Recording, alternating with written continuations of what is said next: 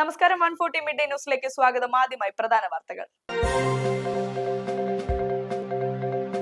ചരിത്രം കുറിച്ച് R Praggnanandhaa, Norway chess കിരീടം നേടുന്ന ആദ്യ ഇന്ത്യക്കാരൻ.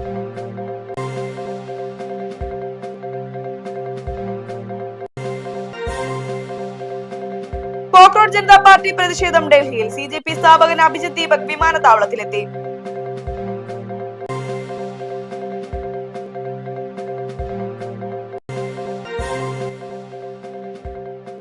പാരിയത്തുകാവ് കുടിയൊഴിപ്പിക്കൽ സമവായ ചർച്ചകളും പരാജയപ്പെട്ടു. പ്രതിസന്ധി തുടരുന്നു.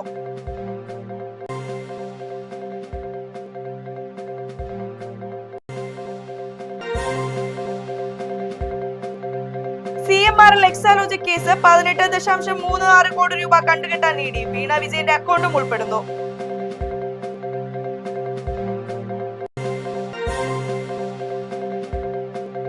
റിമാൻഡിലേക്ക് യുവാവ് മരിച്ച സംഭവം മനുഷ്യാവകാശ കമ്മീഷൻ ഇടപെടലിന് പിന്നാലെ നടപടികൾ വേഗത്തിലാക്കി പോലീസ്.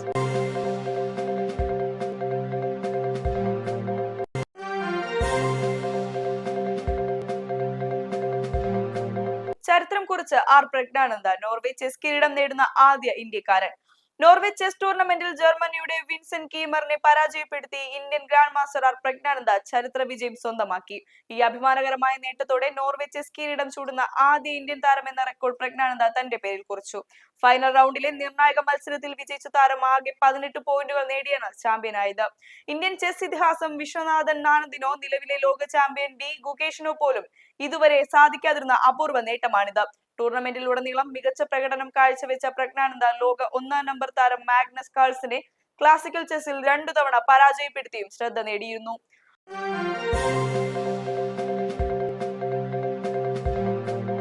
കോക്രോച്ച് ജനതാ പാർട്ടി പ്രതിഷേധം ഡൽഹിയിൽ. CJP സ്ഥാപകൻ അഭിജിത് ദീപക് വിമാനത്താവളത്തിലെത്തി. കോക്രോച്ച് ജനതാ പാർട്ടിയുടെ ആദ്യ ജനകീയ പ്രതിഷേധം ഇന്ന് രാജ്യ തലസ്ഥാനമായ ഡൽഹിയിൽ നടക്കും. ഇതിന്റെ ഭാഗമായി പാർട്ടി സ്ഥാപകൻ അഭിജിത് ദീപക് ഡൽഹി വിമാനത്താവളത്തിൽ എത്തിയതോടെ പ്രദേശത്ത് കനത്ത സുരക്ഷയാണ് ഒരുക്കിയിരിക്കുന്നത്. നീറ്റ് പരീക്ഷ തട്ടിപ്പ്, തൊഴിലില്ലായ്മ, വിദ്യാഭ്യാസ മേഖലയിലെ വീഴ്ചകൾ എന്നിവയ്ക്കെതിരെ ശക്തമായി പ്രതികരിക്കാനാണ് CJPയുടെ തീരുമാനം. ജന്തർ മന്ദിറിൽ സമാധാനപരമായി പ്രതിഷേധം നടത്താൻ അനുമതി തേടി ഇവർ പാർലമെന്റ് സ്ട്രീറ്റ് പോലീസ് സ്റ്റേഷനെ സമീപിക്കുമെന്നാണ് വിവരം. അതേസമയം സുരക്ഷ മുൻനിർത്തി 1000-ലധികം പോലീസ് ഉദ്യോഗസ്ഥരെ വിമാനത്താവള പരിസരത്ത് വിന്യസിച്ചിട്ടുണ്ടെങ്കിലും ഇതുവരെ പ്രതിഷേധത്തിന് പോലീസ് ഔദ്യോഗികമായി അനുമതി നൽകിയിട്ടില്ല.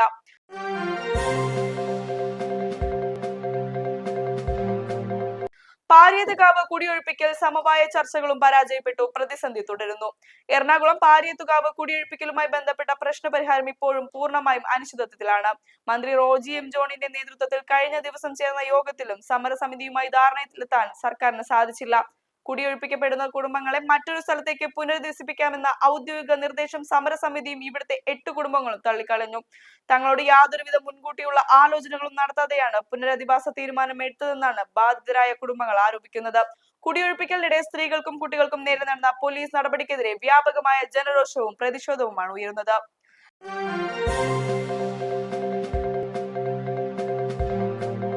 CMRL എക്സാലോജി അഴിമതി കേസിൽ മുൻ മുഖ്യമന്ത്രിയുടെ മകൾ വീണ വിജയനെതിരെ എൻഫോഴ്സ്മെന്റ് ഡയറക്ടറേറ്റ് നടപടികൾ ശക്തമാക്കുന്നു. കേസിൽ നേരത്തെ മരവിപ്പിച്ച 242 ബാങ്ക് അക്കൗണ്ടുകളിലായുള്ള 18.36 കോടി രൂപ കണ്ടുകെട്ടാനാണ് EDയുടെ പുതിയ നീക്കം. കണ്ടുകെട്ടൽ നടപടികൾക്കായി HDFC ബാങ്കിലെ വീണ വിജയന്റെ അക്കൗണ്ട് ഉൾപ്പെടെയുള്ളവയുടെ ഔദ്യോഗിക റിപ്പോർട്ട് വരും ദിവസങ്ങളിൽ അഡ്ജുഡിക്കേറ്റിംഗ് അതോറിറ്റിക്ക് സമർപ്പിക്കും. ഇതിനു മുന്നോടിയായി വീണയുടെ ബാങ്ക് ലോക്കർ പരിശോധിക്കുവാനും ചോദ്യം ചെയ്യലിനായി ഉടൻ സമൻസ് അയക്കാനും ED ഉന്നതതല യോഗത്തിൽ തീരുമാനിച്ചിട്ടുണ്ട്. മുൻപ് നടത്തിയ റെയ്ഡുകളിൽ പിടിച്ചെടുത്ത ഫോൺ, ഇലക്ട്രോണിക് ഉപകരണങ്ങൾ, നിക്ഷേപ രസീതുകൾ എന്നിവയുടെ വിശദമായ ശാസ്ത്രീയ പരിശോധനകൾ ഇപ്പോൾ പുരോഗമിക്കുകയാണ്.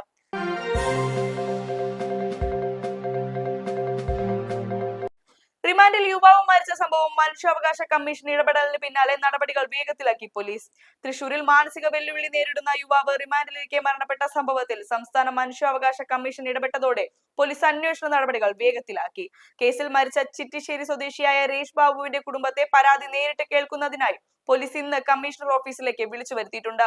യുവാവിന് മാനസിക വെല്ലുവിളികൾ ഉണ്ടെന്ന കാര്യം മജിസ്ട്രേറ്റിന് മുന്നിൽ ഹാജരാക്കിയപ്പോൾ പോലീസ് ബോധപൂർവ്വം മറച്ചുവെച്ചെന്നാണ് കുടുംബത്തിന്റെ പ്രധാന ആരോപണം. കഴിഞ്ഞ മാസം 18-ന് തൃശൂർ ഈസ്റ്റ് പോലീസ് അറസ്റ്റ് ചെയ്ത രേഷ് ബാബു ജയിലിൽ തലകറങ്ങി വീണതിനെ തുടർന്ന് ചികിത്സയിലിരിക്കെയാണ് മരണപ്പെടുന്നത്. യുവാവിന്റെ ശരീരത്തിൽ മർദ്ദനമേറ്റ പാടുകൾ കണ്ടെത്തിയ സാഹചര്യത്തിൽ മരണത്തിന് പിന്നാലെ യഥാർത്ഥ കാരണം കൃത്യമായി അന്വേഷിക്കണമെന്നും കുടുംബം ആവശ്യപ്പെടുന്നു.